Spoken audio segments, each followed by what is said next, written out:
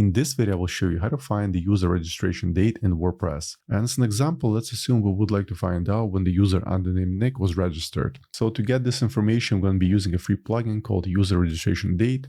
In fact, I will leave the link to it in the video description. So at first, let's go back to WordPress dashboard, then hover on plugins, click on add new plugin. Then the search field, just type the plugin name, users registration date. And here's the plugin. Go ahead and install and activate it.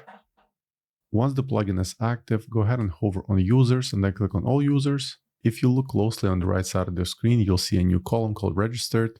It will display timestamps showing exactly when each user account was registered. And as an example, the username Nick was registered on May 14, 2024 at 4:58 p.m. And the registration date displayed here will be in Coordinated Universal Time. So for now, that's all I want to show you in this video. I hope you found it helpful. If more WordPress tutorials, please subscribe to my channel. Thank you.